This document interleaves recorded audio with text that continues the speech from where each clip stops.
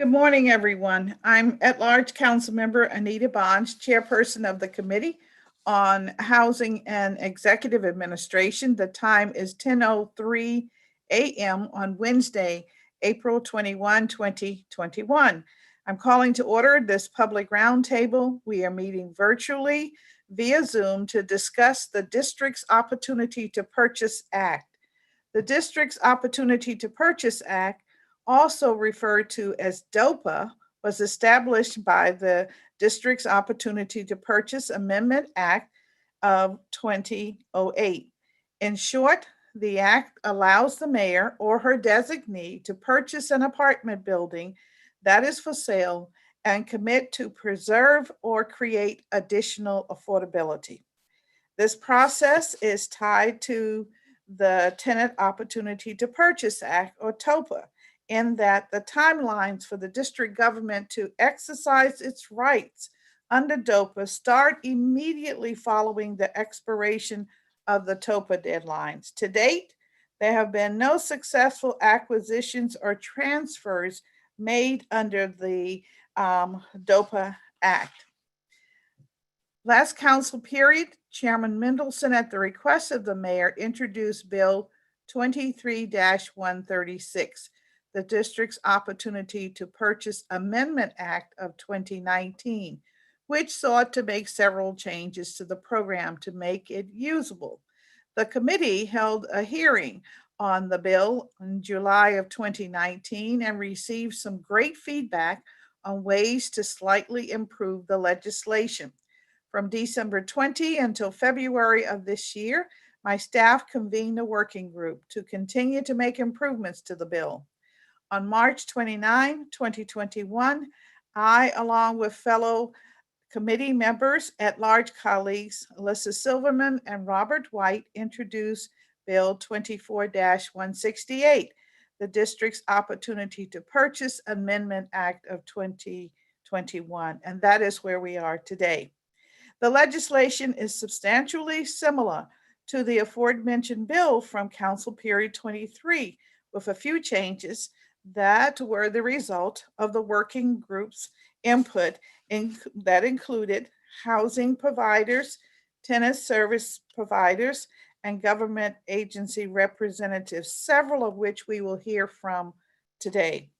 Broadly, the purpose of this bill is to make the district's Opportunity to Purchase program work and work well so that it may be used as another resource to create and preserve affordable housing in the district.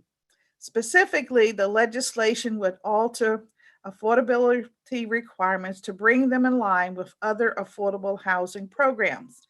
The proposed bill would raise the income threshold that defines an affordable unit under the District Opportunity to Purchase Act from 50% all the way to 60%. This brings it in line with other affordable housing programs available in the district, namely the Low-Income Housing Tax Credit, or LIHTC for short.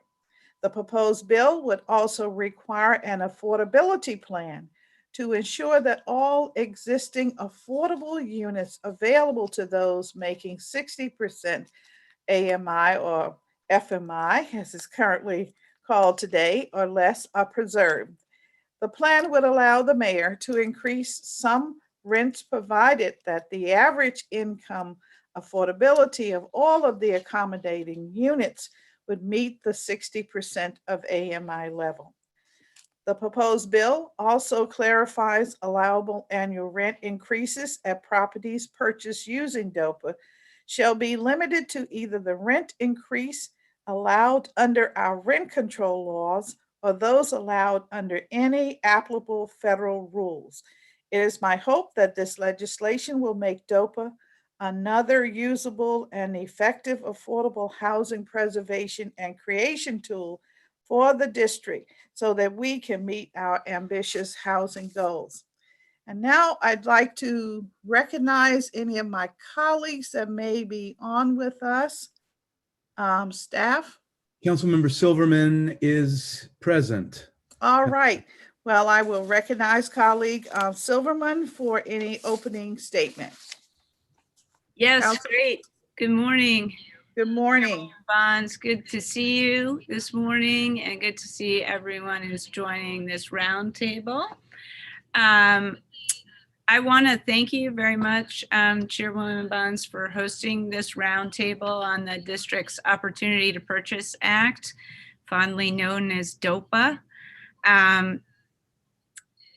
I think we're in agreement, Councilmember Bonds, that DOPA needs to be a powerful tool to keep DC affordable to our renters. But for, I think, various reasons, it hasn't been. And so I really appreciate your attention to this and your focus on it, because I think it's warranted. You say it every hearing, and so do I. We are in an affordability crisis in the district. And especially in certain areas of our city, we have a severe shortage of low rents west of Rock Creek Park, even at this time. And we're slowly losing affordable housing as buildings are bought and sold. What DOPA is designed to do is when tenants do not exercise their right to purchase, the city can step in and exercise our first right of purchase. But we haven't been doing that, and we need to. We need to fix DOPA, in my opinion, for whatever reasons that it is not working. We need to make it work and then use it aggressively to preserve the affordable housing we still do have. You know, it's not just west of Rock Creek Park, though. We have a large apartment buildings and apartment communities in every ward. And if the rents are reasonable and affordable to our low and moderate income families, we need them to stay that way. And if a building goes up for sale, we need to be aggressive about buying it and making it affordable if it makes sense for us to do that. You know, what I'll say to those watching is that the reason I'm so big on DOPA is because we get the biggest bang for our buck on preservation, on preserving the affordability we already have. And if we want real affordability in areas like Rock Creek West, or to preserve low-cost rentals in neighborhoods that have heated up like Shaw, DOPA might just be the right tool. We have a lot of apartment communities. You go up Wisconsin and Connecticut Avenue, there's a lot of apartment buildings with a lot of still affordable units. And that's true on 7th Street and on Georgia Avenue as well. So we need to preserve those units. Let's see here, Councilmember, I will wrap up. You know, I think one of the issues, and I imagine we will hear it today, is a tension between the tenant right to purchase, TOPA, and DOPA. And I think what we need to resolve that tension, or make it less tense, because the true goal of both TOPA and DOPA is to preserve affordable housing, to keep housing affordable in the district. And we shouldn't have them be either kind of lessening the influence of each other. We need to use them in tandem to preserve the affordability in this city and increase it. Let's see, yesterday we had a long conversation about the comprehensive plan, and it was a vibrant one. And we talked for, I think it seemed like at least 2 hours on how to overturn decades of housing policies that have hurt, especially Black and Latino residents in the district. I believe fixing DOPA is part of the racial equity equation in the district. It is about making sure that those, especially Black and Latino residents who have been living in neighborhoods, can stay in those neighborhoods, and also about bringing affordability to neighborhoods where we don't have as many Black and Latino residents, to make our city truly equitable. So with that, Councilmember Bonds, thank you so much. I will admit that I am toggling between 2 meetings today, but I will try to pay attention here as much as possible. So thank you so much. Again, Councilmember Bonds, I really appreciate you having this hearing on an important issue like DOPA. Well, thank you very much, Councilmember Silverman. And as you know, we share many of the same concerns, and particularly when I think about the available units along some of the more famous corridors like Connecticut Avenue, Wisconsin Avenue. I think also about the volume, the density, and the size of the buildings, and wonder as we talk about using DOPA for that, we need to explore how that would be possible because of cost factors. So I'm looking forward to a robust discussion from our witnesses, public as well as from our government witness. So thank you very much, and tune in when you can. Thank you.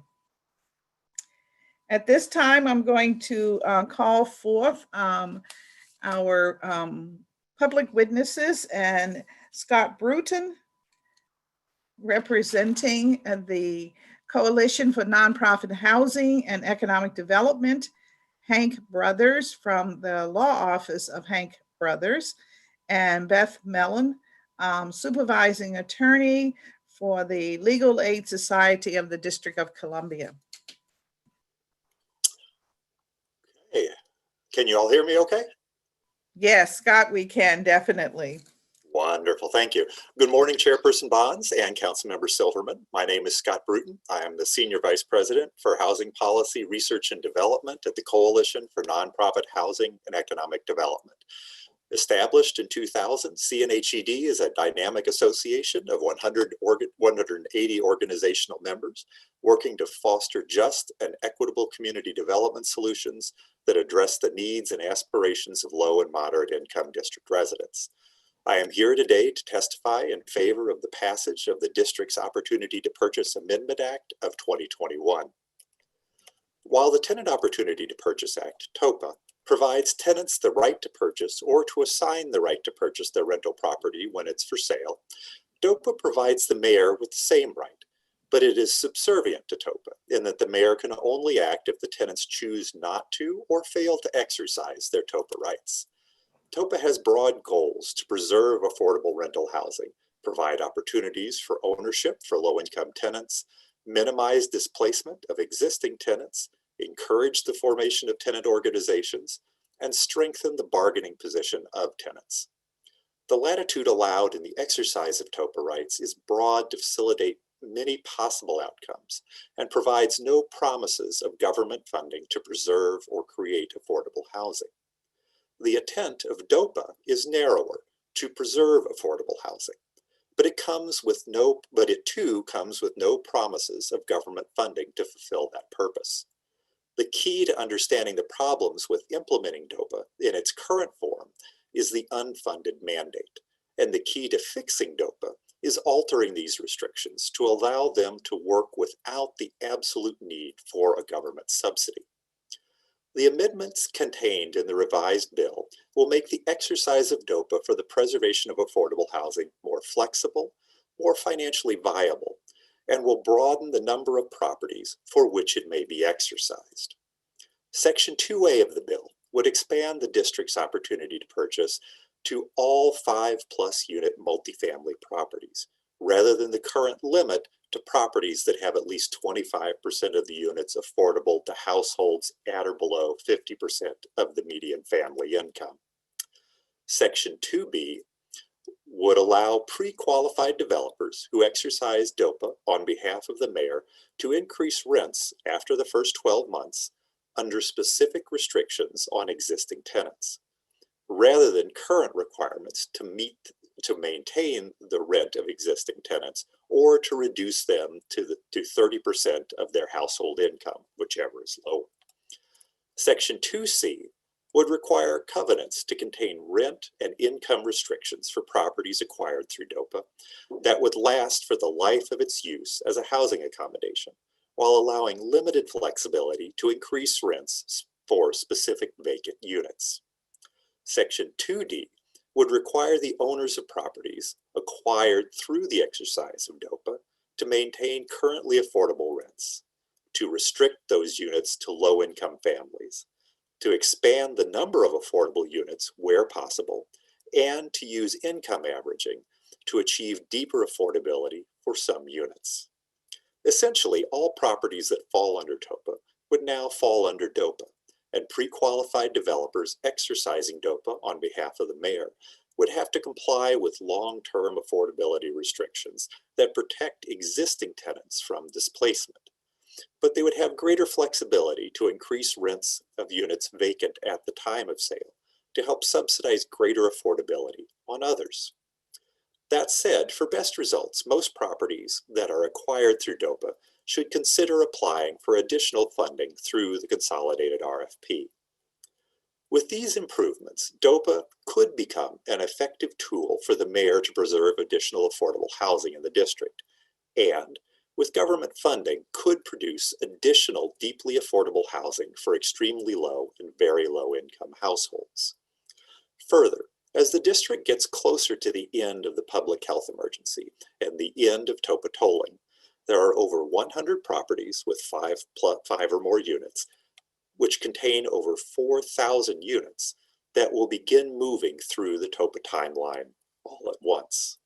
In order to maximize the number of DOPA properties at which tenant organizations are able to choose development options that preserve or create affordable housing, the district needs to significantly increase funding for the Housing Production Trust Fund, the DC Housing Preservation Fund, the First Right Purchase Program, the Local Rent Supplement Program, and for community-based organizations that provide DOPA technical assistance. For any DOPA properties at which tenants choose not to or fail to exercise their rights, this bill would enable the mayor to exercise DOPA effectively to preserve affordable housing. Together, DOPA and DOPA can work to maximize the preservation and creation of affordable housing as we recover from the COVID-19 public health emergency. Thank you for the opportunity to testify, and I'm happy in question and answer to expand on any of the things I've touched on in my testimony or to answer any further questions you may have. Thank you very much, Mr. Bruton. I think what we'll do is move forward if you are in agreement, and we'll hear from Mr. Brothers and then Ms. Mellon, and then we'll come back and chat if that's okay. I think we have enough time to have this kind of presentation. Also, we give my colleague an opportunity to at least hear all the presentations before she may have to exit. So I'll now ask if Mr. Brothers is in the house and if he would present his testimony. Good morning, Chairperson Bonds, members Good morning. of the committee, council staff, Director Donaldson, and participants. My name is Hank Brothers. I'm a lawyer practicing solo since December 2016. Prior to going solo, I was a partner in a large international law firm with about 200 lawyers in the DMV and over 1,200 lawyers firm-wide. My practice then and now focuses on real estate transactions, including buying, selling, and financing, and including equity and debt.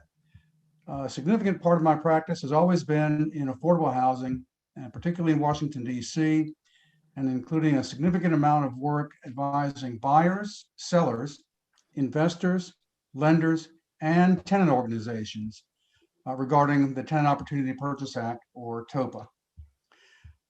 My practice today also includes work on governmental policy in the field of affordable housing, where I'm generally of the view that affordable housing should be increased and enhanced with governmental policies and increased funding. As mentioned in the announcement, this legislation is similar to legislation introduced in the prior council period. The current bill will amend DOPA in ways that will, in my view, make DOPA a stronger and more effective part of the district's toolkit towards supporting housing for low-income people. My remarks today are generally in support of the bill. I should mention that prior to today, I participated in a working group regarding today's bill. Members of the group included CNHED, from whom you've already heard, DHCD, whose director is testifying today, and Legal Aid, who is also testifying today. Also, I'm on the board of directors of DC Appleseed, which has spurred affordable housing pertaining to the Anacostia waterfront, and has also participated in working groups involving DOPA, and related affordable housing matters. Please know my testimony is informed by my experience representing a broad range of participants in TOPA transactions: landlords, buyers, sellers, and managers. And in these cases, both the profit-motivated and nonprofit entities, as well as, of course, tenant organizations and development companies, working with tenant organizations to assist them in exercising their TOPA rights. The bill is quite technical, so I found it helpful to review a red line comparing today's existing DOPA text to how DOPA will read after the bill has been enacted into law. And my red line is attached to the written version of my testimony that I'll be submitting shortly after today's roundtable. So I was part of a group that submitted comments to DHCD's proposed rules to implement TOPA a few years ago. I mention this because, as I said, there's a lot of detail proposed to be enacted into statute in this bill. I learned in law school that statutes usually are more general in nature and leaving sometimes important details to the rules that are adopted by the administering agency. In part, that's because it's often more difficult to change a statute than it is to change a rule, and also because the agency has subject matter expertise that typically will go deeper than the expertise of the legislative branch. On the other hand, and particularly in DC with the DC Council and the Department of Housing and Community Development, there is and has been a good bit of coordination and cooperation between the council and the agency. And I believe it's reasonable for you to conclude rationally that there's a benefit to enacting into statute the very detailed text that's before you, thereby making sure that both the legislative and the executive have the exact same view of things going forward. Also, of course, as I mentioned, I personally support the goals embodied in this bill, but I do ask you to consider that including this much detail in the statute could cause problems if the market doesn't respond as hoped, and if the statute cannot be easily adjusted to respond to such market response or lack of market response. As currently in effect, DOPA requires a minimum level of affordability to exist in a rental building before the mayor may invoke DOPA. The proposed bill does away with that requirement. This approach makes DOPA applicable to any property in the district where a TOPA offer of sale is required. I understand DHCD believes that doing this permits the district to take a more holistic approach and take action to protect neighborhoods, even where a specific minimum level of affordability is not present in one or more buildings at the time. I agree with eliminating that minimum level of affordability as a precondition to applicability of DOPA.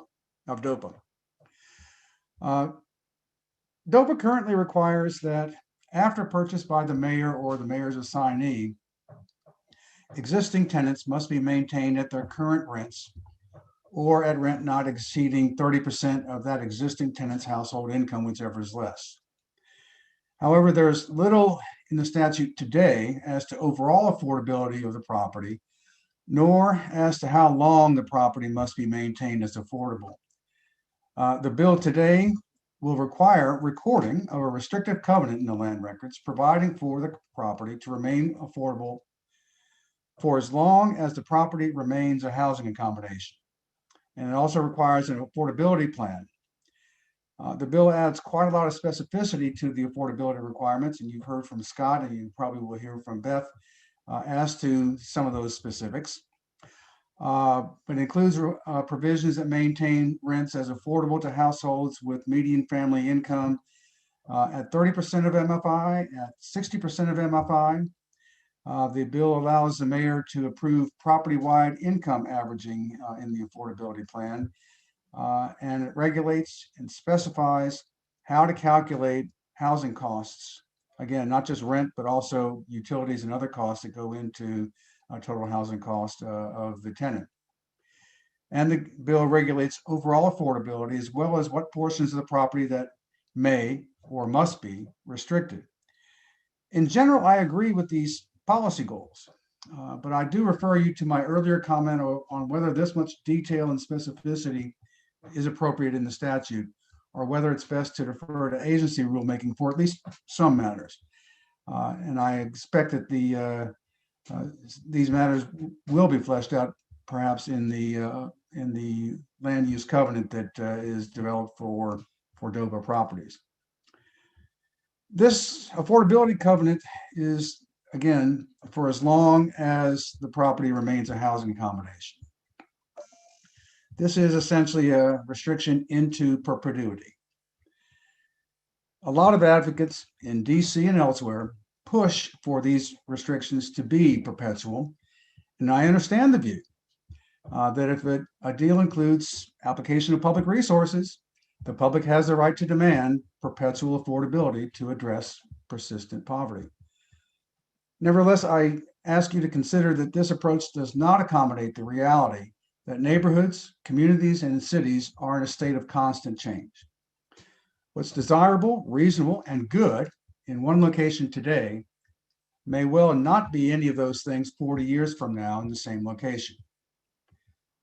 Where would we be today if immutable deed restrictions said that horse stables were the only permissible use of land at the corner of 14th and I Streets? And what about the area now known as Capitol Riverfront? What if deed restrictions prevented office and residential from being produced at key sites in Capitol Riverfront? That's only been 20 years. What if, again, neighborhoods and communities are dynamic, always changing, and I fear that perpetual covenants will hamper desirable change.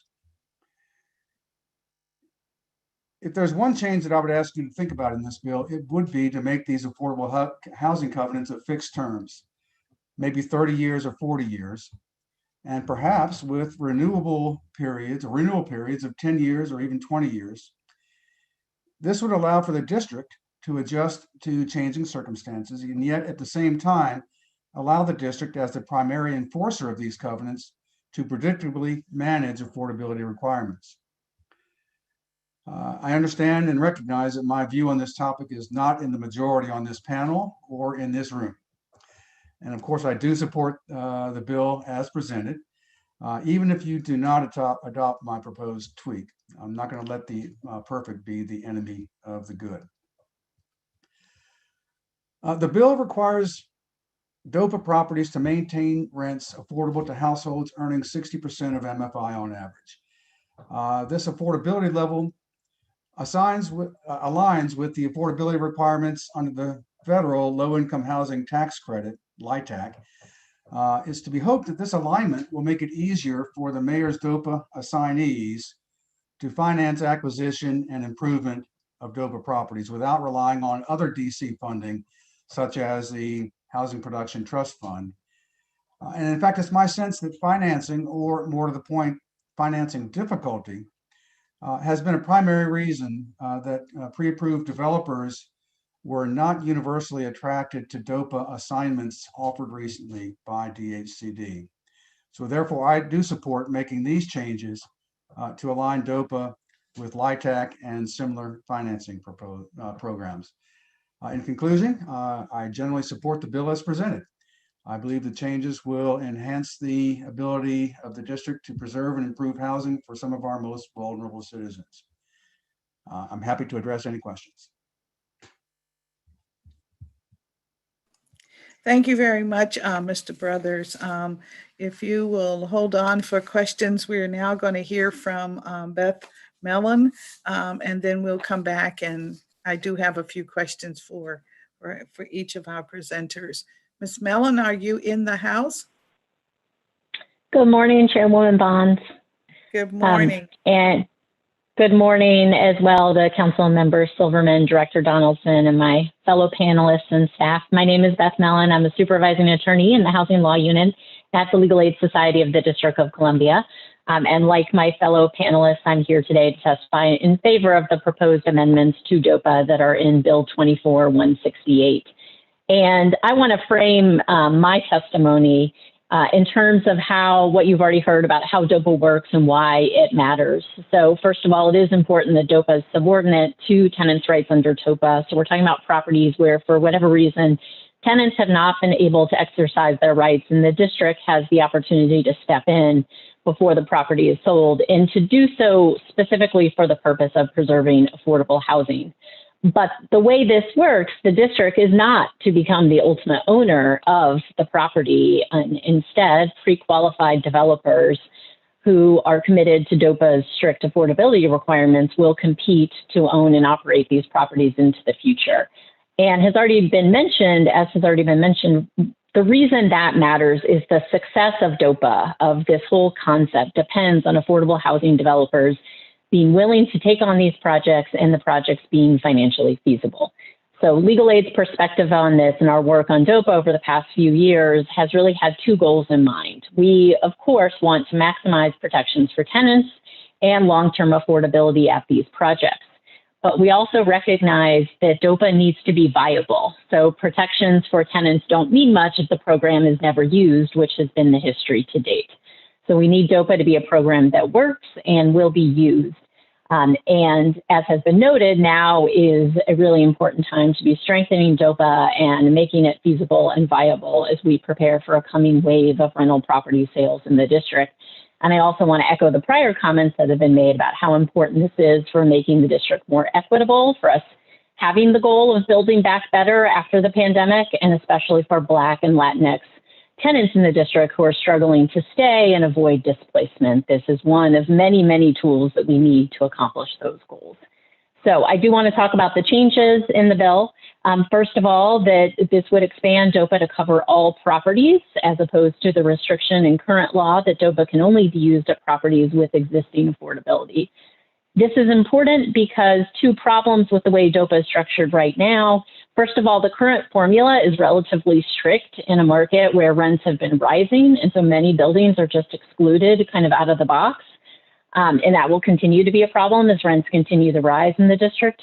But second, and more broadly, as has been mentioned, DHCD has made the case to us that taking the formula out altogether and having maximum flexibility allows the district to offer up properties where perhaps an affordable housing developer can find a path forward to preserve and expand affordability, even though the current affordability at the property might suggest that wouldn't be possible.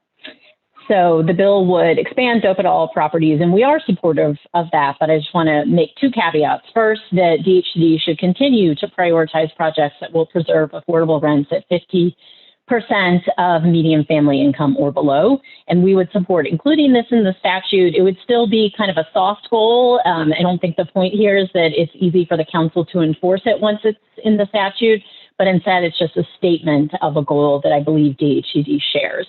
And I've included some language in my written testimony. And second, on this expansion, I just want to emphasize that DHCD and this committee should monitor implementation for any misuse or unintended consequences. So we know that awarding these kinds of real estate projects to developers is a big benefit in DC's real estate market. So you always worry that there's a potential for misuse there. I think in this situation, that risk is really tempered because developers have to comply with pretty strict affordability requirements. But it is still important to monitor it. And I'm happy to talk some more in Q&A about Hank's points about, things in the statute and needing to change them over time and whether this is the way to go. I think it is. Another change is to allow rent increases for existing tenants. So DOPA has a protection that on the surface seems wonderful for tenants. Existing tenants will pay their current rent or 30% of their income, whichever is less. But the problem is this has proved to be a bit of a poison pill for the program because without ongoing operating subsidies, this is impossible for affordable housing developers to keep this promise, especially when you have unsubsidized but affordable units. And those are exactly the types of units we want to preserve. So the bill actually has what legal aid has advocated for in this regard. For the first year, there will not be any increases in rent for existing tenants. And then after that, increases are pegged to rent stabilization levels or to an affordability program in place if that's a lower rent increase. We think that is the best possible way to keep rent stable for existing tenants and avoid displacement for those tenants. It's also a relatively common provision in redevelopment deals, so we do believe it's feasible, but also will protect tenants sufficiently. And then finally, there are the provisions about long-term affordability. So DOPA does have fairly strict affordability requirements to keep units that are affordable at 30 or 60% median family income at that level in general. But current law has some weaknesses there because it just says the district has to maintain those affordable rents while the district owns the building. And that leaves many questions about how that works into the future. And so as you've heard, the bill now proposes a permanent affordability covenant. And we do support that because it will bind future owners as well as the new owner and will be a clear commitment to long-term affordability for that building, which is a fair trade-off for what is being offered to the developer when the district exercises its opportunity to purchase.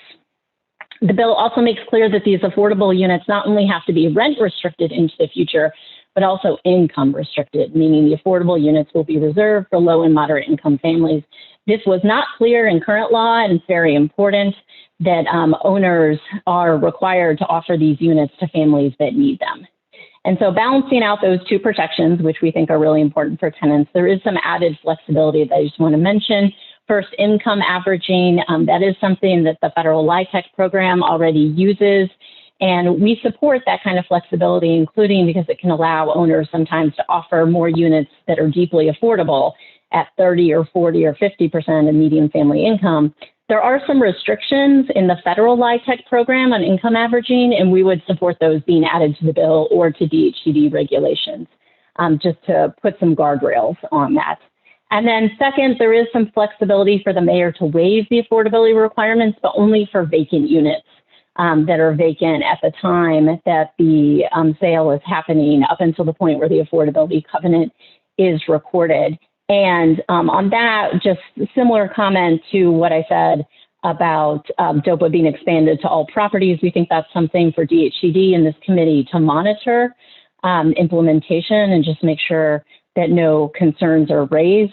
But we do understand that added flexibility may make these properties more financially feasible and allow more projects to move forward.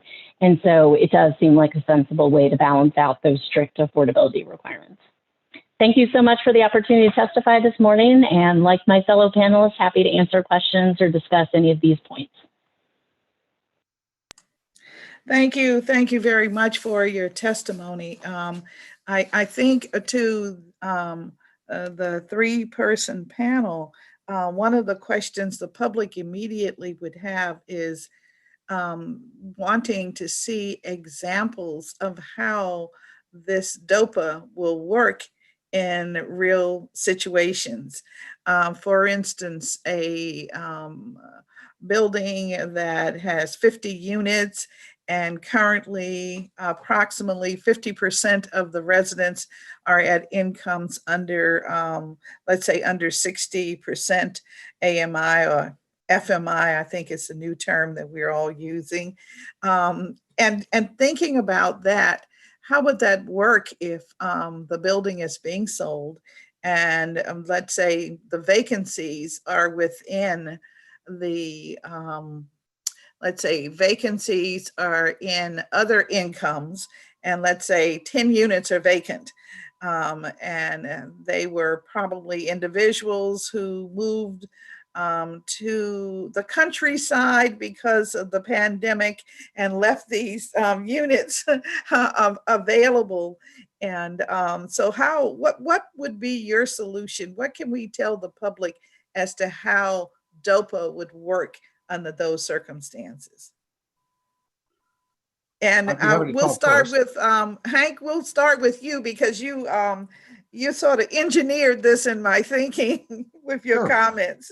Surely. So the first thing I would say is that vacant units in an existing and older building really look to a developer-like opportunity.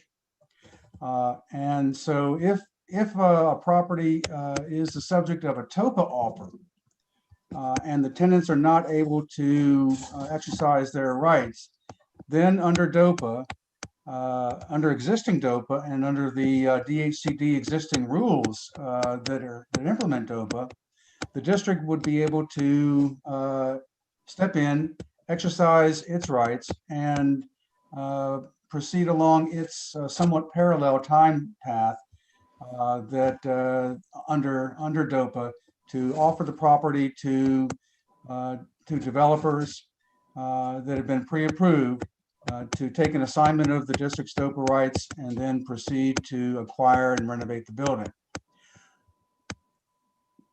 Currently, that hasn't happened in any previous instances. And my understanding of DHCD's thinking and my own sense is that the limitations that are in the current DOPA law have made it unattractive for pre-approved developers to accept the assignment. So I do believe that with the changes that are being offered to the council today, DOPA will become more attractive to developers to proceed. And again, particularly with regard to the vacant units in your example, that is an opportunity for a developer to market the vacant units to a higher income clientele at a higher rent, while at the same time preserving overall affordability in the property due to what will be a negotiated occupancy plan with the district, what will be an income averaging arrangement so that the very lowest income people can remain.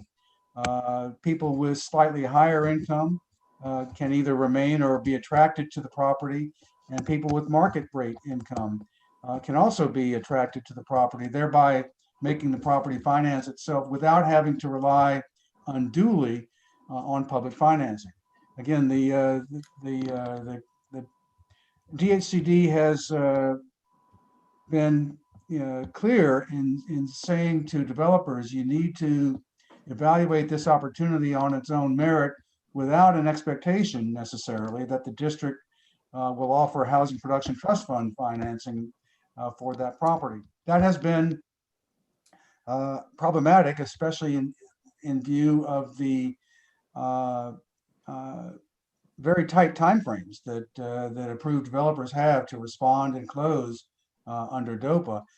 Those are necessary timeframes, and I don't support changing them. But I believe that the changes that are sought to be adopted today will make DOPA properties more attractive to developers to proceed in light of these financing constraints. Thank you very much for that. I always like to try and think about real life, situations. I think it helps us all understand better how the laws are applicable.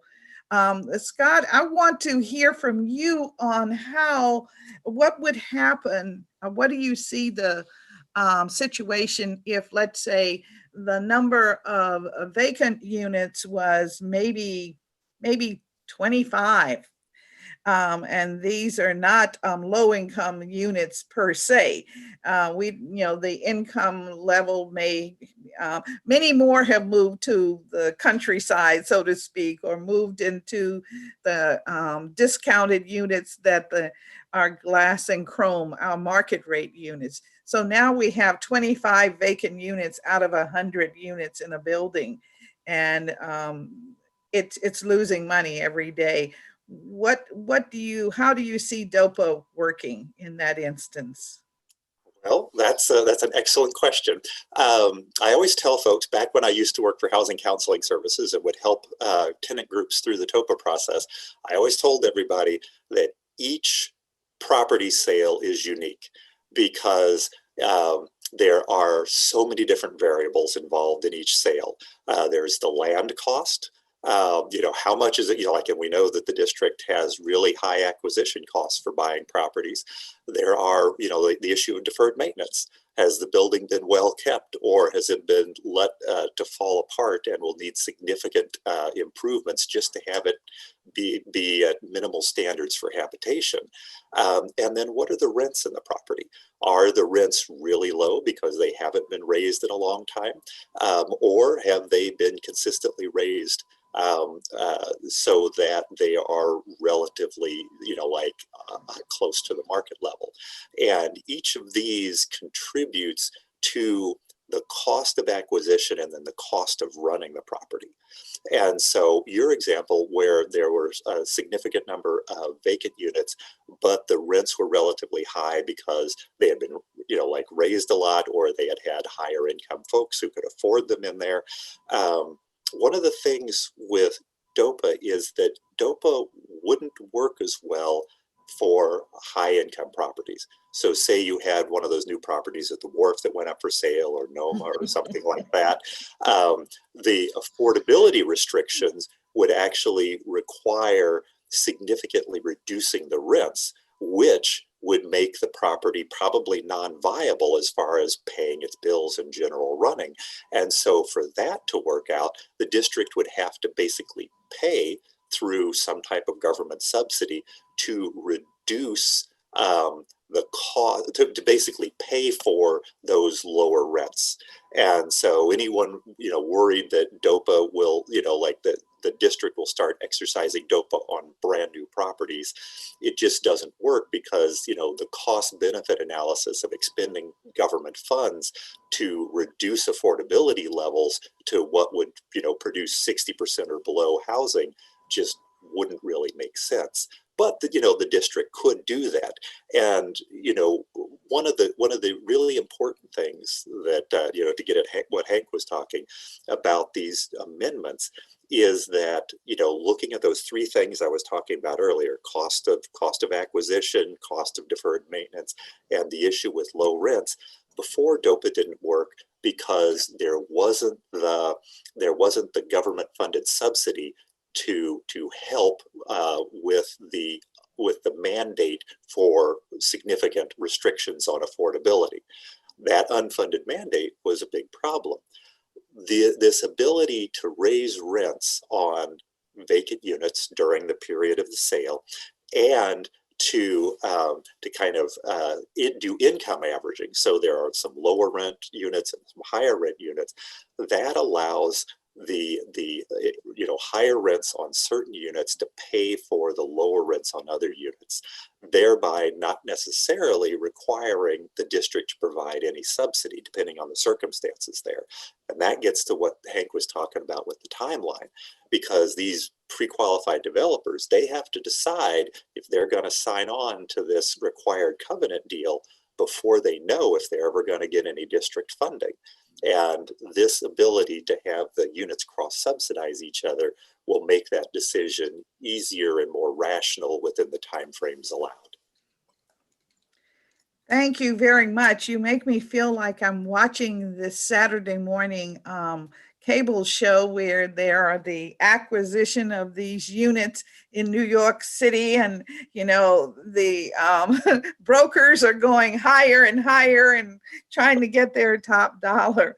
But seriously, I think it's important for it, from what I hear from you all, it's important that we have this flexibility as it relates to income. And that's something relatively new in the District of Columbia. And you're saying that's going to make the deals possible and more palatable to the investment community. And therefore, we get to save the affordable units.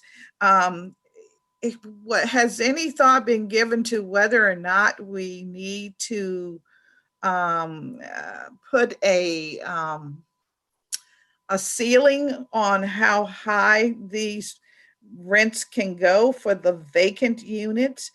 Is that necessary? Or would that be even more, would that restrict the opportunity for the deal? And I asked that because I think Hank pointed out that the language in the bill is pretty specific, and it doesn't really give the agency responsible for implementation the opportunity to really put in place regulations. In other words, the statute is going to have quite a bit of specificity. And I just wondered where you are on that, what your thoughts are. So if I can jump on this one for a second, and I'm actually going to pull back just for a second, a little bit to your prior question too, to say, if I was talking to tenants about this statute, about DOPA, I would be thinking about tenants who probably have tried to exercise their rights under DOPA and something went wrong. So they weren't able to, right? Maybe they weren't able to organize, maybe they weren't able to find a developer to work with. And the district is coming in and saying, this is kind of our last chance to try to save this property. And for the existing tenants, to keep them there with minimal rent increases so that they should not be displaced. And so where the vacant units come in, Chairwoman Bonds, and to answer your question, is, as Hank said, those are opportunities that, yes, the rents may go higher, there if they're below market, to the market, but that allows the developer who comes in to have a mix of units and keep the existing tenants in place and avoid the situation that we all fear, where a for-profit developer, perhaps who sees this as an opportunity to kick out the existing tenants, to pay them off and kick them out, evict them perhaps, do other things to flip the building, to change it into a different kind of building, to displace more residents from the district. And so I think DOPA, the way I think about it is, and the way I would describe it, is it's a last kind of fail-safe for those buildings before they just go kind of on the open market. And having all of this flexibility should allow an affordable housing developer to be able to come in and protect those existing tenants, have affordability for some number of units on the property, but then have the flexibility they may need to make all of those numbers work. And I think what we have is a good balance of those different goals, the flexibility they need to be able to, for the current tenants and for the future of the property, keep it affordable, at least for as many units as possible. Okay, well, to thank you very much for that. That's helpful. If we put it in the context of this being a bill that most likely would be used by those who've tried to have TOPA and were unsuccessful. So I wonder, how do we manage the potential of current owners creating a large vacancy gap in the building, so that their cousin is going to, it's on the pre-approved list of potential buyers, and they're going to buy it. I'm just, this is something that we do have to consider. We don't want to create a black market for our housing in the district. And so just wondered if you have given thought to how we might manage that, or if we can manage that. So, everyone, please, I'd love to hear your response. I see Hank saying he's ready. He's got an answer. He does this every day, ladies and gentlemen. Well, and thank you, Council Member Bonds. Yes, I do this every day. I will point out, first of all, that you can't solve all problems with just one law. And so there will be efforts to manipulate the system that can't be addressed specifically by DOPA or TOPA. But there's also a slippery slope if a developer goes down the path of disinvestment and vacancy, because the price that could be offered for that property becomes lower and lower as the condition of the property becomes lower and lower, which creates opportunity then for tenants themselves to exercise their rights. And if they're not able to, it makes it much easier for the district to exercise rights at that point. And again, the district gets to choose from among the developers on the list who gets the assignment of the DOPA rights for the purpose of development.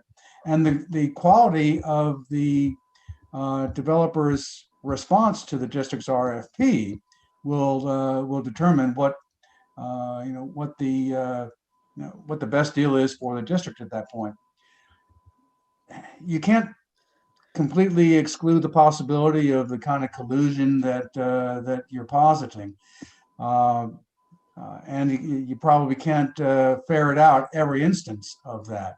But there's so much skullduggery that goes on anyway that I think we have enough to deal with just with this law. So.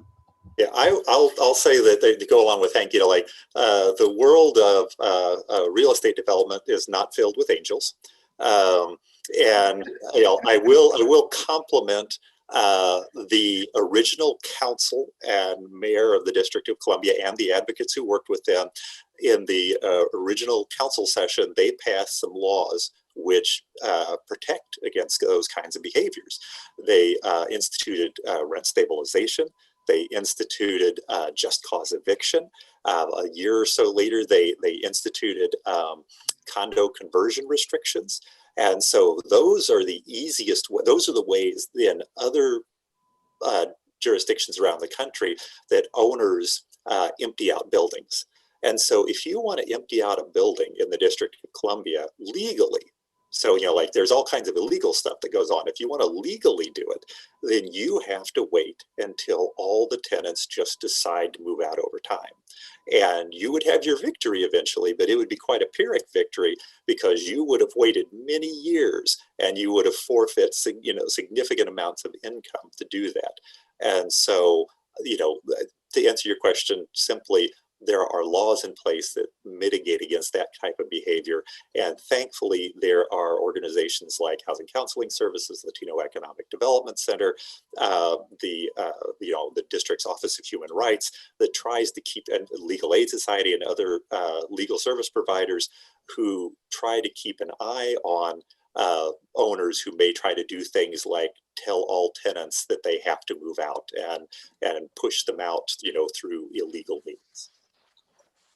Thank you. If I can just add, I agree with those things, but of course I can't let the opportunity pass by for something that's near and dear to my heart, but I know yours as well, Chairwoman Bonds, which is, this is why we need to make sure that rent stabilization remains strong and, fix loopholes as we see them. This is why we need to look at the eviction laws and make sure they remain strong.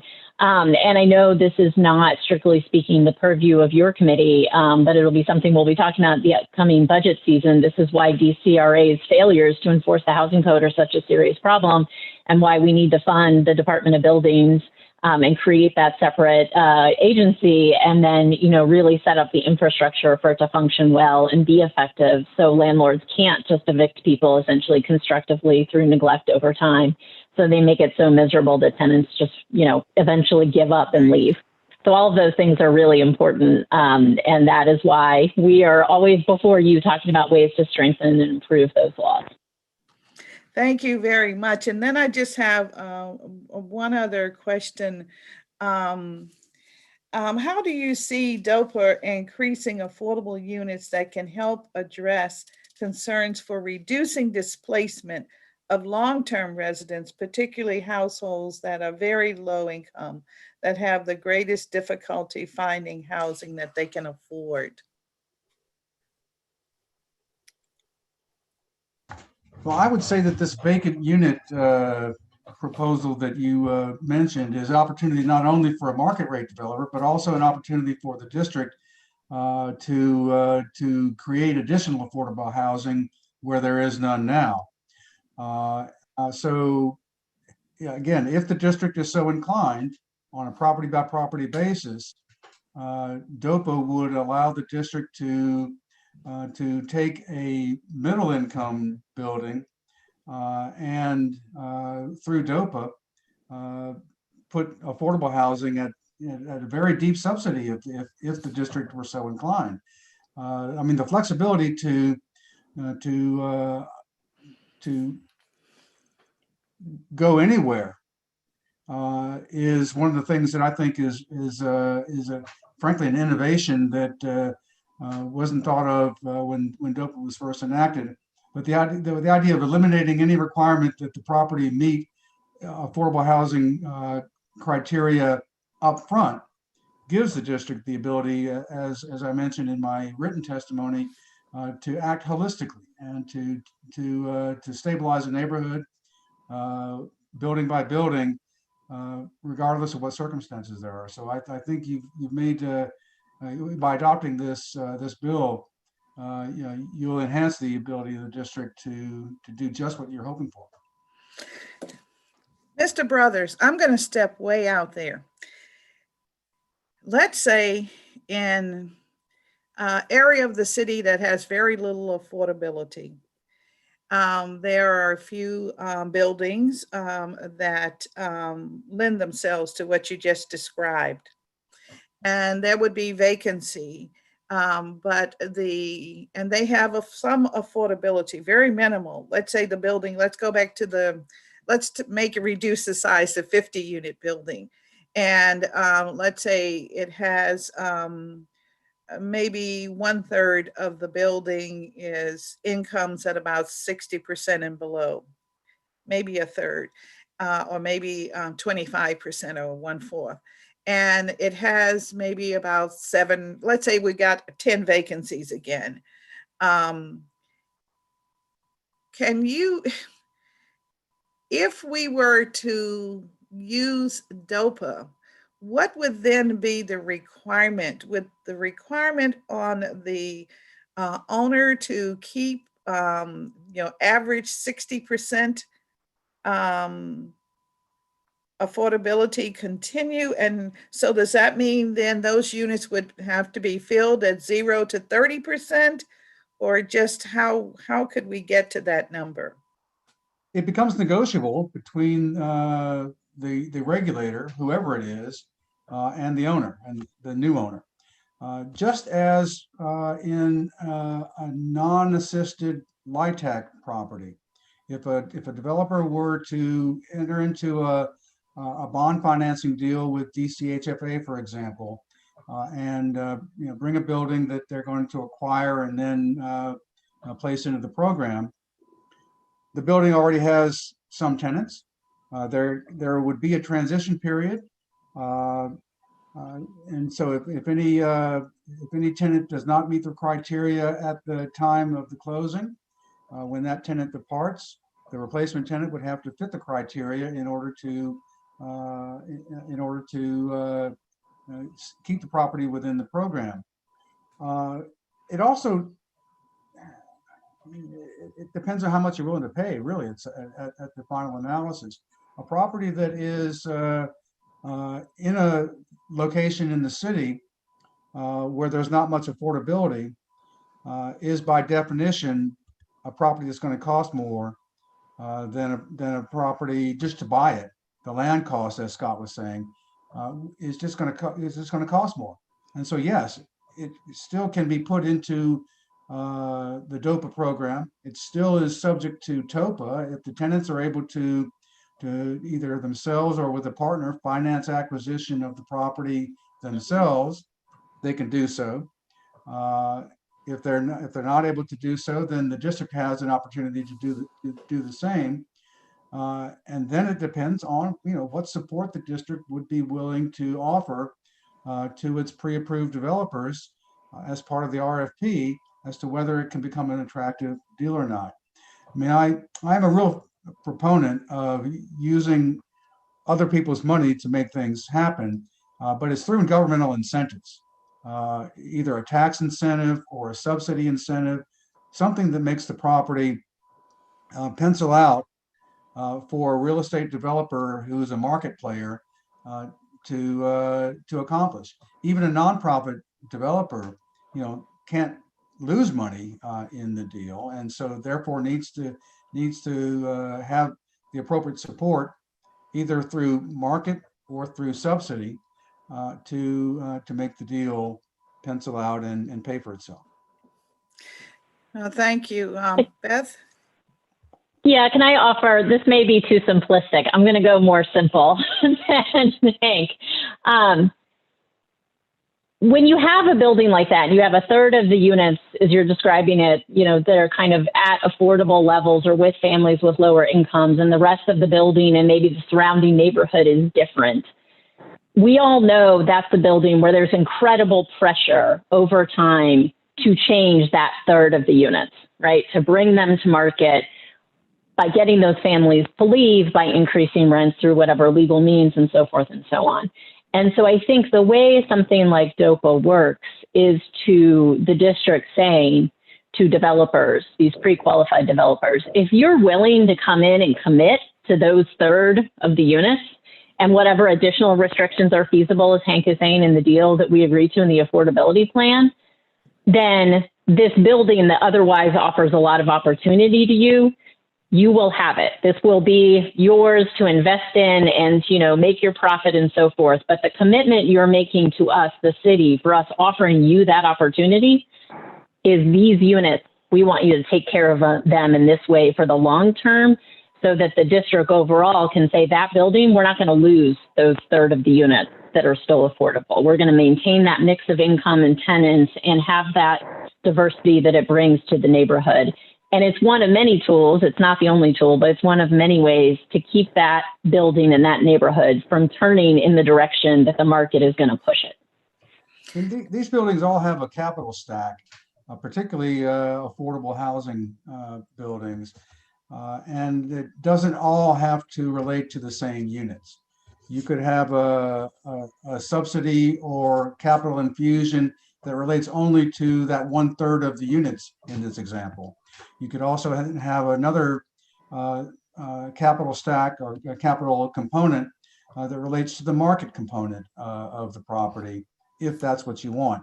In fact, I've done a good number of LIHTC deals where less than all of the building was affordable at whatever the choice was, 60% or 40% of AMI. That's not so common these days because allocating agencies around the country have made their QAPs, for the most part, insist on 100% because they recognize that there's real value in these low-income housing tax credits, and they're able to force proponents to offer 100% LIHTC coverage in order to get the credits. Oh, if I could just add, sorry, Councilmember Bonds. Go right ahead. Add something to what Hank was saying. Just a reminder, when Hank is talking about LIHTC or other types of affordable housing subsidy, those are things that would come after the deal has been made between the pre-qualified developer and the district government. And so that's the point I was trying to make earlier. It's that the pre-qualified developer, when it's making that deal to purchase within that particular period of time allowed by DOPA, it needs to make the deal pencil out just based on the rent restrictions required by DOPA and how they're able to manipulate the vacant units. If the developer and the district agree that they want to add even additional affordability to that, then they have that option, just like anybody else, to apply to the consolidated RFP, like a year or so later, and then they can transform the building by doing something even more. The key thing with these changes in DOPA is to make the initial deal feasible, and then decisions about additional affordability can be made down the road. Thank you. Thank you very much. I hope that those who are listening, who will see this tape at some point, will have a very clear understanding of what we're trying to do and the importance of this potential change that we're proposing. Just one last question, and this, just as you were talking, I said, I have to put it on the table. wonder if a process like we are discussing, the DOPA process, is something that could lend itself to thinking about how we increase the number of what we call workforce housing, housing for persons over 60%, but not more than, let's say, 100 or around 100% AMI. Currently, we try to do that through tax abatements almost exclusively, and just wondered if there's some way to put in place the kind of covenants we're trying to do with DOPA that could, and you don't have to answer now, of course, but if you have some thoughts that are bubbling up, it would be I'd be very interested in hearing them. Yeah, honestly, I'll say I know that Hank and Beth will probably have particular perspectives on this, but to me, the vast majority of workforce housing of the district is supplied through rent control.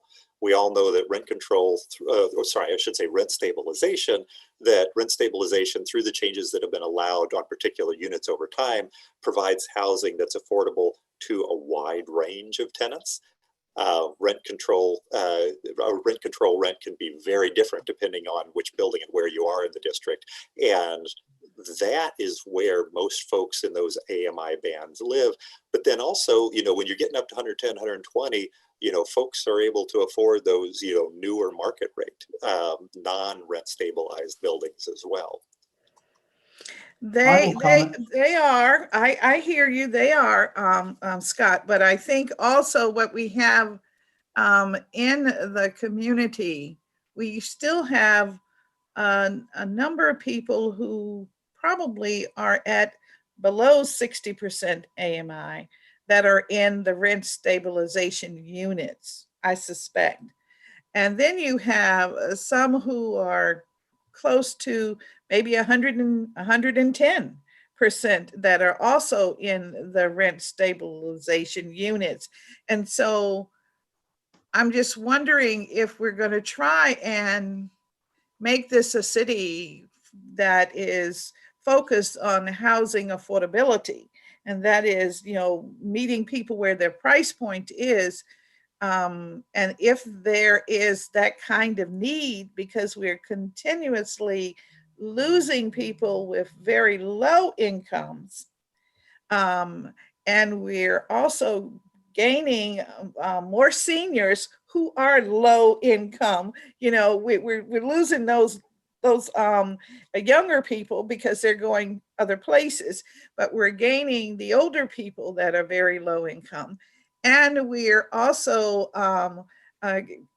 have these folk some who have a great deal of opportunity to maybe live in market rate, but they'll use all of their savings to live in market rate because they are retirees. And just wonder, as we think about what the district will be 10 years, 15, 20 years from now, if we're giving consideration to the type of population we're going to have, or that is beginning to kind of surface, given the circumstances.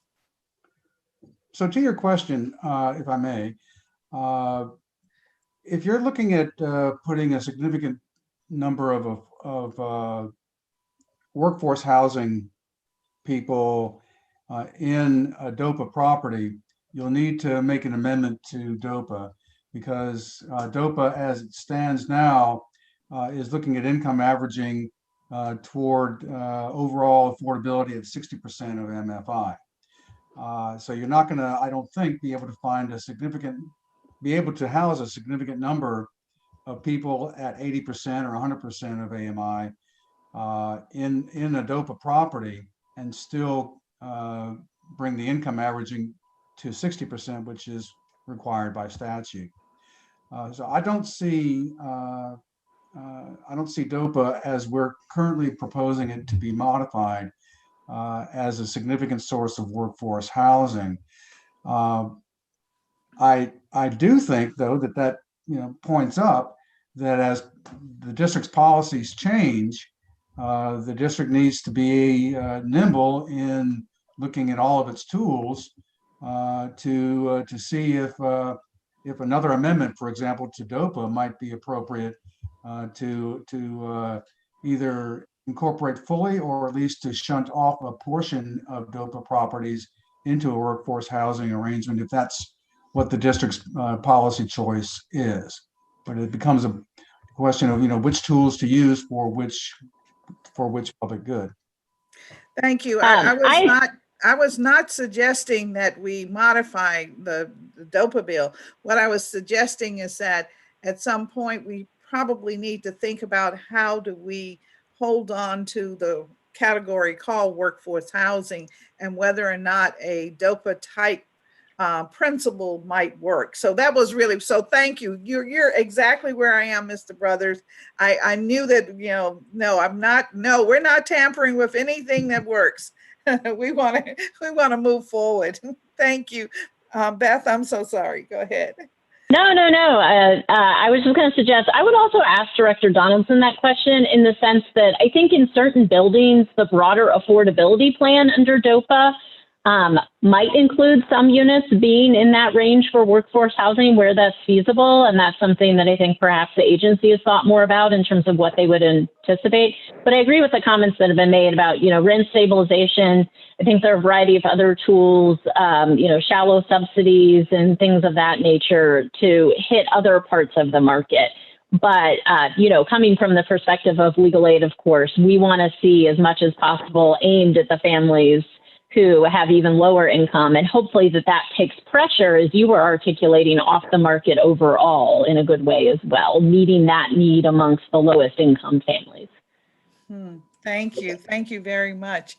I had a number of questions about the different parts of the law, but you all have answered it in your testimony. So I really want to thank you very much for coming forth today, and thank you for being here and giving testimony on this important bill. Thank you. Thank you so much. Thank you. We will now turn to our government witness, Department of Housing and Community Development Director, Polly Donaldson. I think Ms. Donaldson has been waiting, so she probably has enjoyed this discussion and will be fired up, as they say, to provide testimony to us.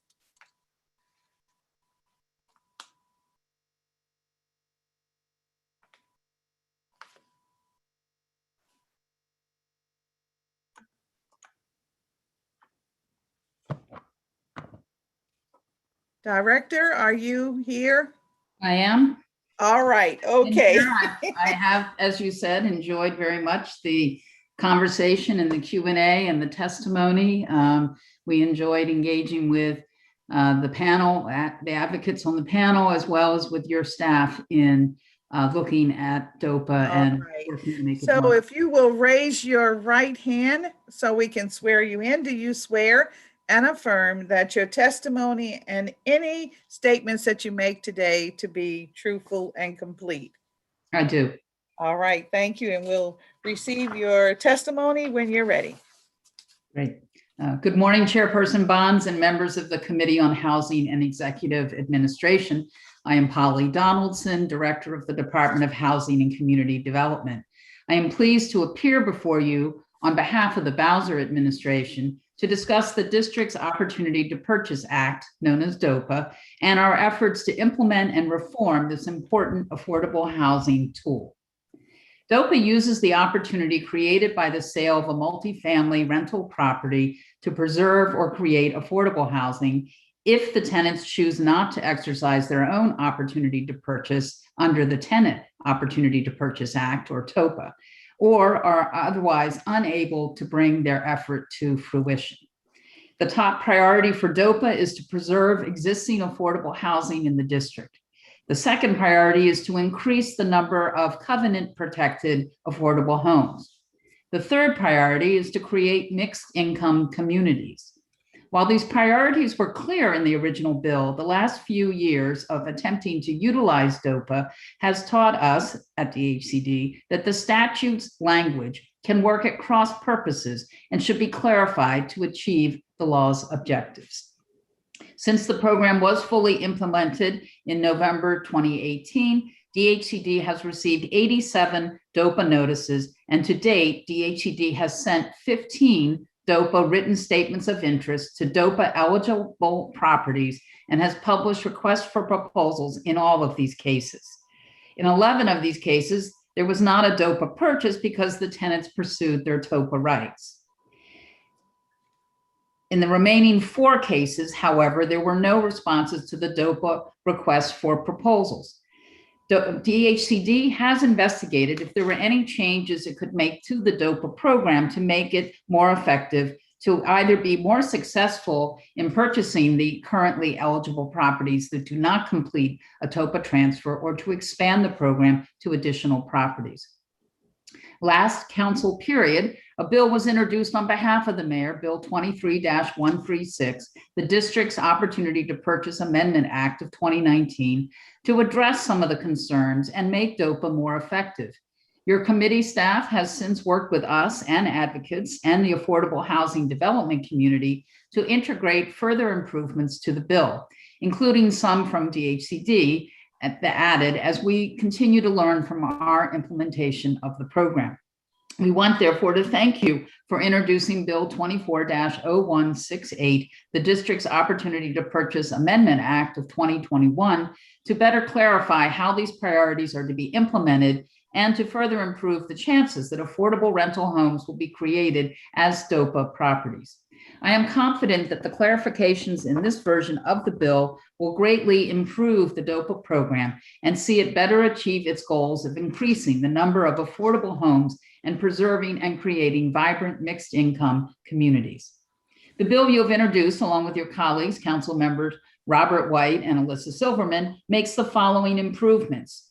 First, it matches the DOPA eligibility requirements with a wider range of available district affordable housing financing tools and projects.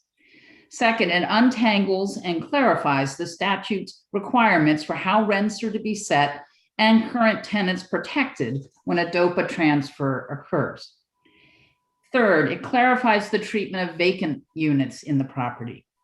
Fourth, it requires a successful developer to submit an affordability plan to the district to guide the transition and ongoing operation of the property to ensure existing affordable housing is preserved and additional affordable housing is provided as a result of the DOPA transfer, limiting rents and incomes at the property to an average 60% of median family income or less. I would like to expand on each of these briefly. The current DOPA law delineates income and rent criteria for the initial eligibility of a property that are distinct and different from what is required of the property as it becomes a DOPA property. Initial eligibility is limited to properties where at least a quarter of the units are currently affordable to a household with an annual income at 50% of the area median family income.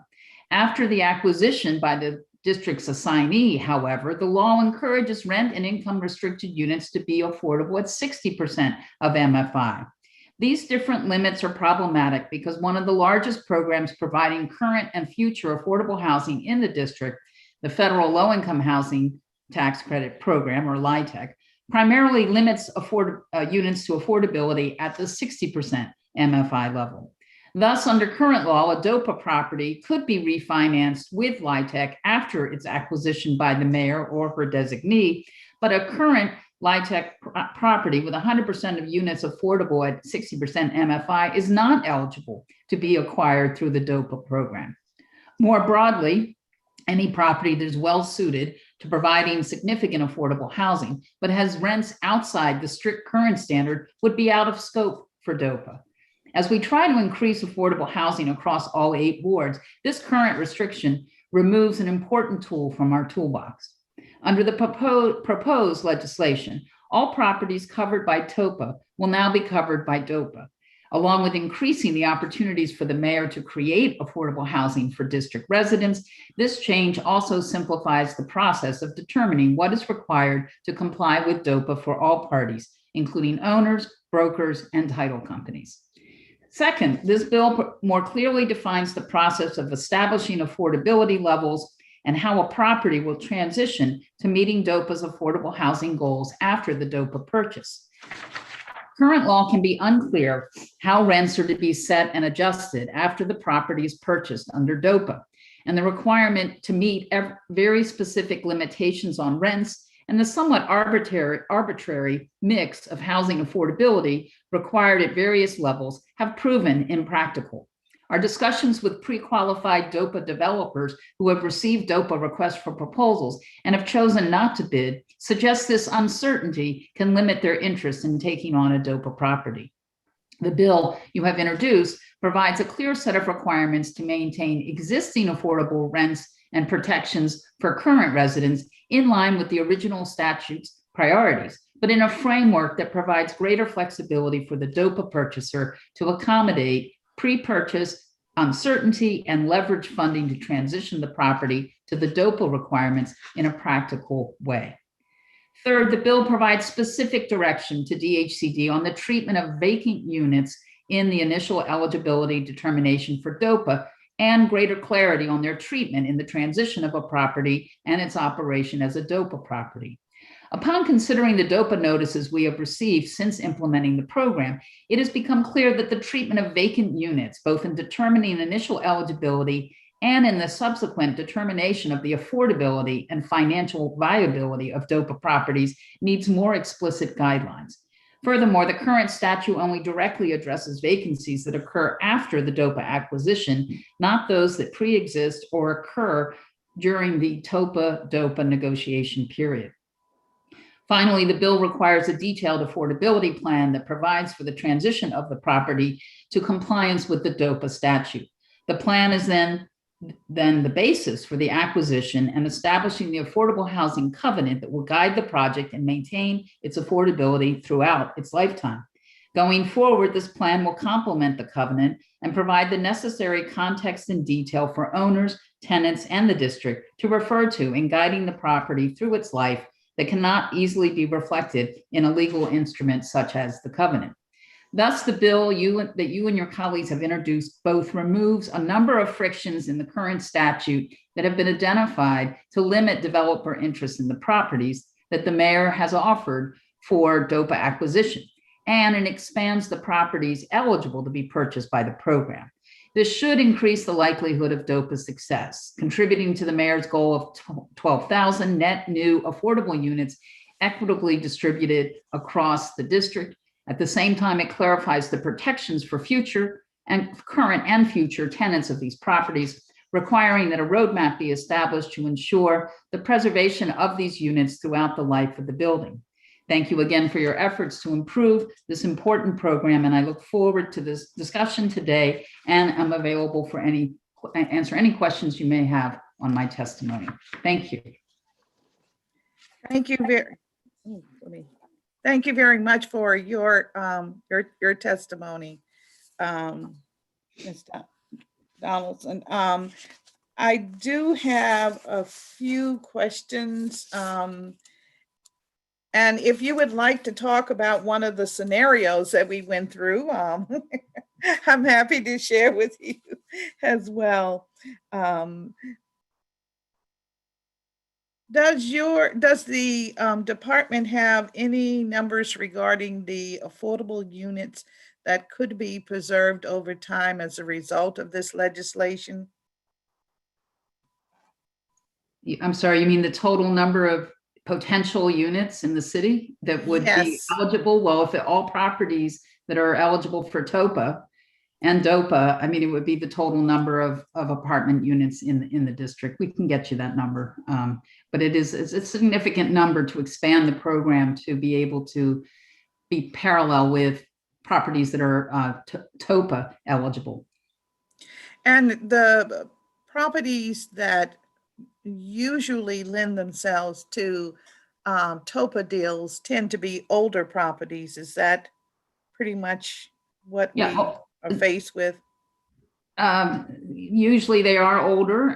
They are, buildings that have been held by long-term by owners and they are looking to sell. And so that does trigger TOPA. In addition, it now also triggers DOPA, so that we receive both TOPA notices and DOPA notices concurrently. We do know that DOPA is subordinate to TOPA, meaning the TOPA process is the first process. And DOPA only is invoked officially by DHCD when TOPA is not being invoked by the tenants at that time.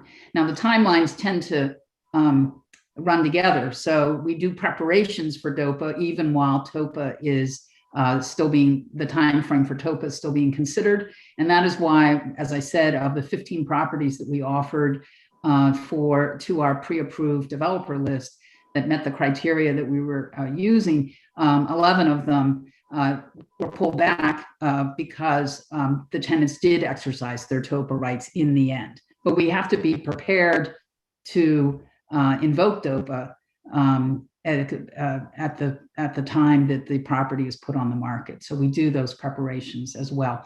We did develop, and we have listed in my testimony, I did have a link to our website for the criteria that we use to select buildings.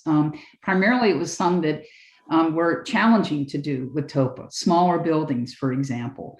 So that was a way to be I think the term one of your panel members used was fail-safe, right? This is, where the odds were more likely that a TOPA transaction wouldn't necessarily pencil out. There wasn't necessarily a developer that was willing to work with the tenant association because of the small number of units as well. Other criteria is we did focus in, and I can read through them if that would be helpful to you, council member. It would be helpful, and I was thinking that it would most likely be older, smaller buildings, because if you're a building of, let's say, 250 units, just the organization of a tenants association in itself is challenging. And then if you were able to do that, most likely if you were a newer building, it would be cost prohibitive for the members to, the tenant members to actually move this. So we're really looking at the older structures, smaller structures. I would think maybe in the neighborhood less than 50 units, I would assume. Yeah, we were even looking even smaller, like between 5 and 20 units, because a lot of the buildings are, in neighborhoods across the district are these smaller, 10-unit buildings. Yeah, and they also they're older. I can run through the criteria where where there was the presence of elderly or tenants with disabilities. There were high vacancy rates, which made the numbers not work in terms of rents collected and operation of the building. There were significant code violations that were a challenge in terms of the amount of repair needed. There was potential for high debt, high municipal debt, that there was some risk of foreclosure, in part because of the poor economic status of the property.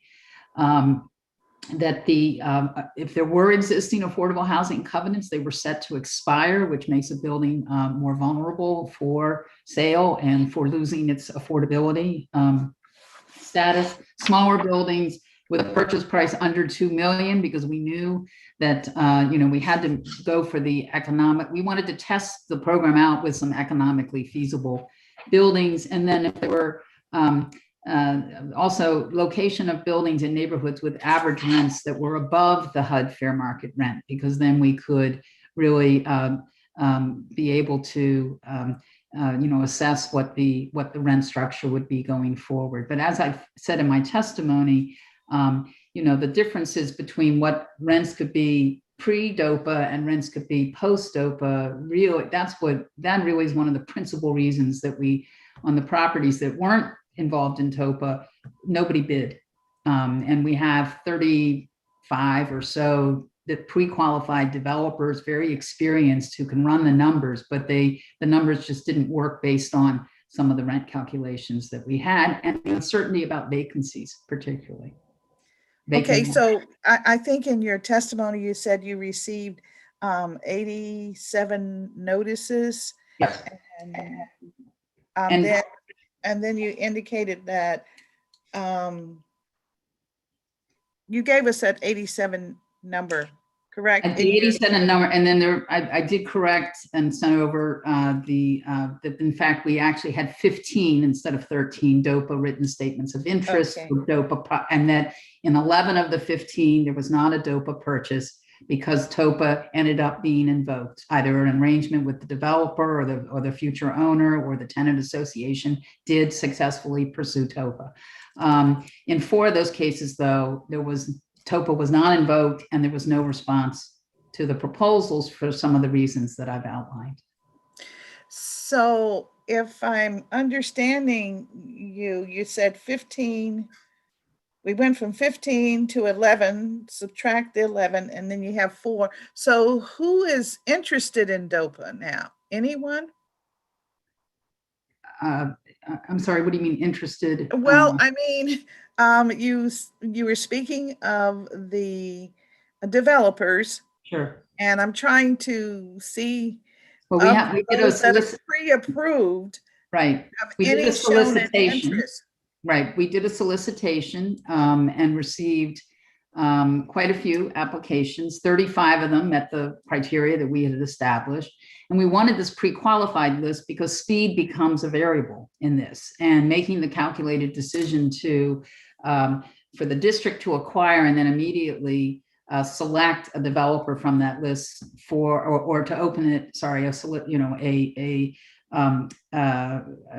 statement of interest and request for proposal from the pre-qualified list with a very short time frame in order to meet the DOPA time frame. And again, so I mean, I think the interest is there. I think it's a matter of again, the uncertainties with making the numbers pencil out really was challenging. I think that the panel previously addressed some of that as well. And so, the interest is still there. And I think it's once we actually establish and have a program that can successfully tap the affordable housing finance tools that we have, not necessarily the trust fund, but the available LIHTC 4% credits. If there's a reasonable acquisition price, if there's a way to leverage those resources, then that's what we want to see DOPA do, especially with some of the smaller buildings that are more vulnerable to loss. And thank you. I understand all that. What I'm trying to understand is whether or not there were properties that were available for DOPA that these 35 pre-qualified developers could work with.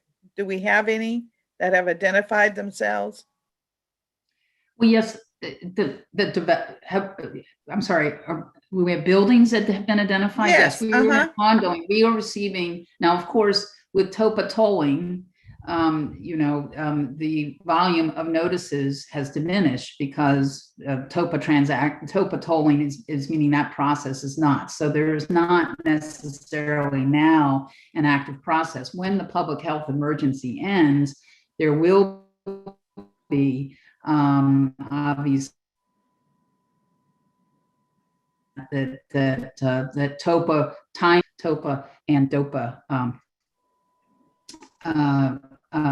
notices that then we will be able to act on. Our president officer oversees the DOPA program and reviews the notices that come in and looks for opportunities. She reviews each of the notices. Yes, we received 87 notices, but not all of them were eligible under the current law.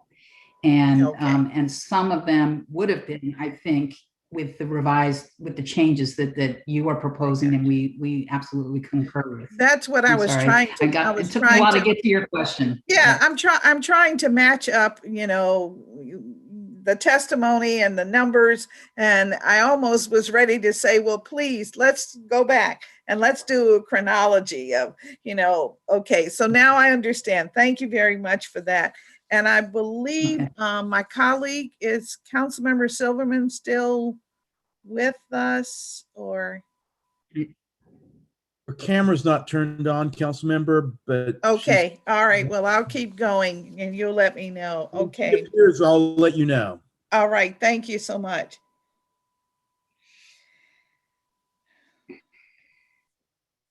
As discussed in performance oversight, Director Donaldson, we are not meeting our housing production trust fund goal of 50% of the funds for units for residents making 30% and below AMI. Can proposed changes to this program help us get closer to achieving this, or what are your thoughts on that? Or what else can we do? Well, I think it can be part of the overall toolkit that we have, that we talk about. I do know that it really is depending on the incomes of the existing tenants, because we're not looking, of course, to displace, we're looking to maintain. And it could be that it really depends on what the income mix of, and especially being able to support or preserve housing for those at 30% of AMI and below, if they're in those buildings. I mean, it depends on what the income mix of the existing tenants are, and then what are set for residents going forward in terms of the vacant units, what are the rents set, and what are the subsidies, the operating subsidies that are available to support that. So, I mean, those would be the variables that would determine it in that way. Let me ask you also, how do you see local rent supplement program vouchers being a part of a DOPA deal, or do you? Oh, absolutely. I mean, I think that really the mix, especially because we're allowing for the income averaging that the LIHTC supports, but then we could intentionally say X number of units operating with subsidy would balance out with, either existing tenants who are over 30% AMI, or some of the units, as I think, again, the previous panel talked about, that balance of averaging that then leads to sustainability of a building. But if sure, LRSP as, some designated LRSP for the purpose of supporting new units at under 30% of AMI, or for existing tenants, as we try to keep to the the guidelines in the statute. Okay, I see my colleague has returned. Councilmember Silverman, you have questions for Director Donaldson? I do. Thank you, Madam Chair, and good morning, Director Donaldson. I want to apologize right up front in that I am toggling between two meetings, so we might be retreading some questions that Councilmember Bonds has already asked. So I really apologize, and you can just tell me that, Director Donaldson. The first is, I guess, a big picture question. So let's say that we were creating DOPA and TOPA today. It hadn't existed before now. What differently, or how differently would you create DOPA and TOPA? Like, what would you change about them? I think TOPA as the primary tool, meaning the primacy of TOPA is, I think, something that should not be adjusted or changed. I really do believe that that is the principal means of tenant empowerment, of encouraging tenant ownership, encouraging creative partnerships between tenants and mission-oriented developers to preserve existing affordable housing. And I think DOPA is there in the event that there are times when tenants don't organize and don't, that's not what they necessarily want to do, but they do want the affordability preserved, and the district can take action. I also think that there are going to be some properties, and that what we want to see is what's proposed here in this bill will make DOPA more able to be implemented, and I think more successful than it has been. I mean, I think it really opens up the possibilities and really presents it as a separate tool, but related obviously to TOPA. And so I mean, I think these changes with DOPA really will complement the TOPA process as well. So help me understand, Director Donaldson. So if I'm understanding your answer correctly, you're saying you wouldn't change TOPA being the first right of refusal. The tenant should always go first. Mm-hmm. And then does this bill address when TOPA should take over?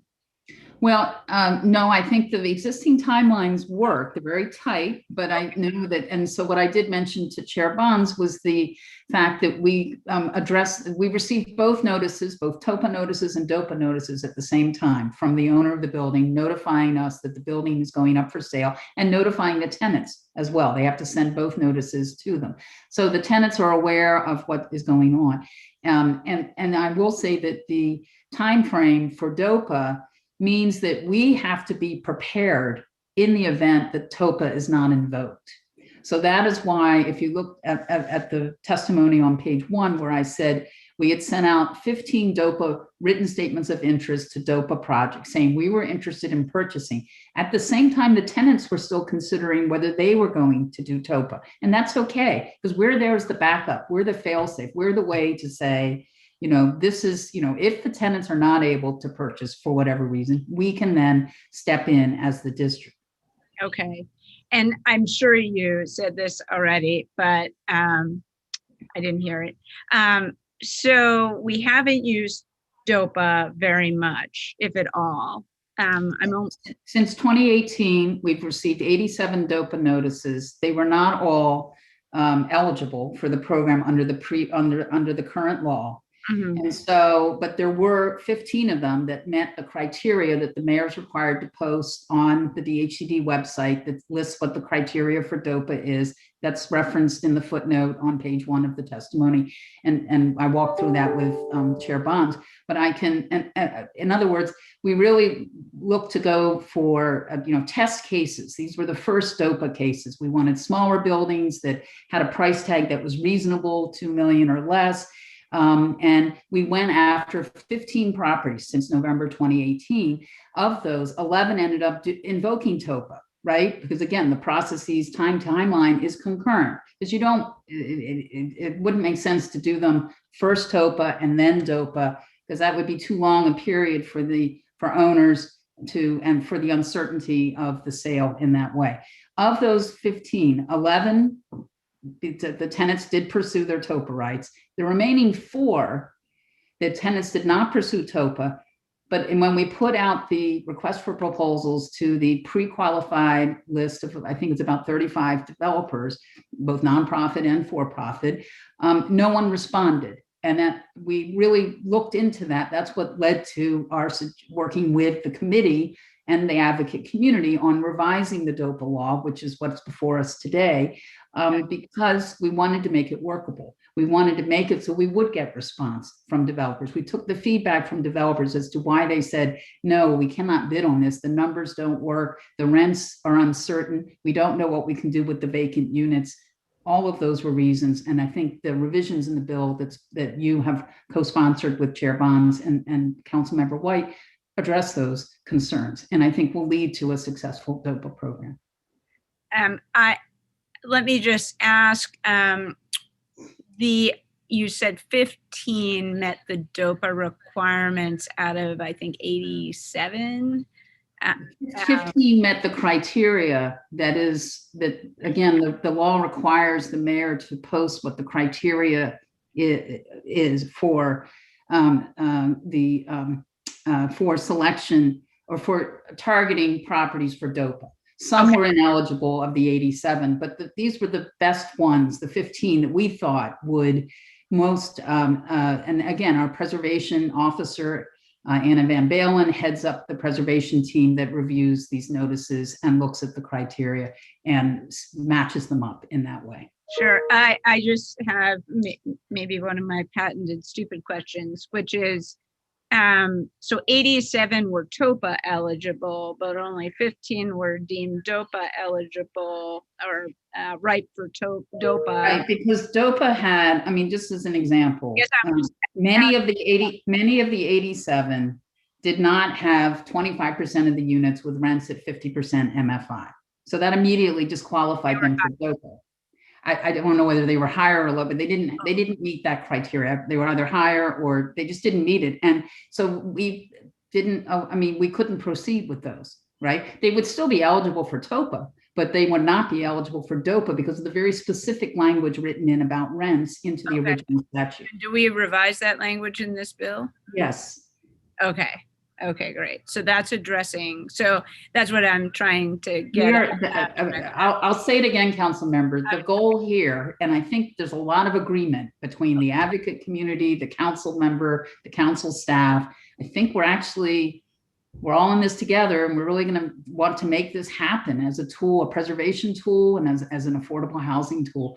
And so we have looked at what we listened to what the developer community said, those pre-qualified developers who want to do DOPA, right? They want to be there and partnering. They have means of figuring out how best to finance it and to make it happen with tax credits or some of our other financing tools. But the specifics of the law, and it was really specific in terms of the rents, just made it uncertain, and there was not a clear way to address vacant units. And the whole income or the averaging of unit AMIs really, or MFIs, is going to be a big help, because that takes a lot of the uncertainty away. That's the answer I was looking for. Well, good. I'm glad I was able to offer it. Thank you. There was a very robust debate about TOPA tolling in the public health emergency period. And I just wanted to get your take on that and how it might impact DOPA as well. Well, the same tolling is impacting DOPA because TOPA is primary, right? Right. So if TOPA is not operating, nor is DOPA at this time. Right. So we've received a few notices of intent, but nothing can be acted on. So the timetable is frozen at this time, or tolling as the term. So that means that that any TOPA eligible or DOPA eligible properties can't sell right now because of the deadline for TOPA and DOPA have been extended. I think it's more accurate to say they're frozen. I mean, they've been extended. I mean, and will, once the public health emergency ends, the time frame will start back up. And I think there is a bit of an extension. You're right, actually, in terms of when that tolling or when the time frame begins again. But what we want ideally, before the end of the public health emergency, we would have this legislation considered by the council so that we could be ready to be the backstop when the tolling ends, and we would be able to act swiftly and again with a very clear set of revisions that will help us be more successful. And I think that's the urgent part, because we know the public health emergency will end, and we need to be ready. And so that's what we're here to talk about today. Okay. And just a final question. We often talk about different tools address different income bands. So I heard Councilmember Bonds asking you about LRSP paired with DOPA deals, which would address the 30% AMI. What do you see DOPA as a tool to address 0 to 80% AMI, or what is it especially good at a certain income band? I think it really depends on what the income levels of the existing tenants are. I mean, that's really what drives, where rents get set. And I think also looking at what are all the parts of the deal, so that if you have mixed income communities, so you have some very low income, but you also have some moderate income, and you do the mix in that way in order to make the numbers work for the development transaction. And so I think that there is no, I think that it's, as an affordable program, between 0 to 80%, of course, but what that right mix is, it really depends on the property, what the existing tenant's income is, what would be needed to make the project numbers pencil out and make it a successful, stable project where repairs can occur, where there can be, where it can be good, solid living conditions and safe and secure, stable housing. And if there's a bonus of adding additional affordable units with some via subsidy, then that's a plus, and that adds to the mayor's goal of 12,000 units of affordable housing being developed. Okay, very good. I'm not sure if we're on a clock, but I think I've used about 10 minutes. So thank you very much, Director Donaldson, and thank you, Councilmember Bonds. Thank you very much. My last question, Ms. Donaldson, is how do you believe your agency can work to form better relationships with the community and aid the relationship between housing provider and the community, which sometimes is very traumatic on both parts, as you pointed out, so. I think that there are several things we do with the community.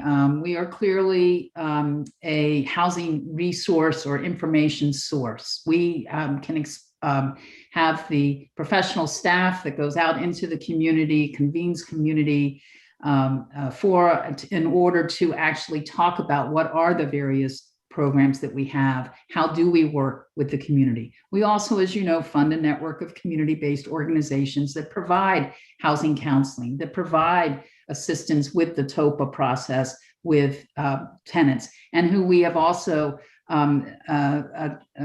provided information on for the DOPA process as well. So I think that those are frequently the ways that we can communicate. I think the housing developers who are participating, the pre-qualified list, if you will, understand the commitments that they are making to affordability, and then whether they're for-profit or not for-profit, their mission focus is related to affordable housing. They understand this is a preservation of affordable housing program that may provide some opportunity for new units as well. And that is, we're very, very clear about that. This is not a get rich quick scheme. This is not a way to gather up buildings, like Monopoly. This is really about preserving existing affordable housing and ensuring that in neighborhoods across the district, we are able to do this. And again, I think this legislation that is being proposed strengthens the ability for us to do that in the community and to be that kind of resource. Thank you very much. I wondered, can you send to the committee, send to my office a copy of the pre-qualified list of 35? Oh, sure. Yes, absolutely. Sure. And also, would we find on your website the list of the 87 notices you've received of interest in DOPA? I can check. Yes, we do. I know we published the TOPA notices, so I would. Yes. I believe we also published the DOPA notices. Okay, if so not, I'll double check on that. And okay, if not, you would send that to us sure, also. No, I'll guide you to the link. There's a separate section on DOPA on our website, so I actually have it up on my other screen here. So yes, give us information on how we can access it. Sure. Okay. All right. Yes, well, thank you very much. I'm on a timeline. It is now 12 noon. And I think we will be cut off if I don't make this closing statement. And this concludes today's roundtable. The next scheduled meeting of the committee is May 13th, 2021 at 2 p.m. It will be our regular meeting. Thanks to everyone who testified today and to my colleague who joined us. And thank you, Director Donaldson, for being with us today. With that, the time is now 12:01 p.m. and this meeting is adjourned. Thank you, Council Member. Thank you. Thank you.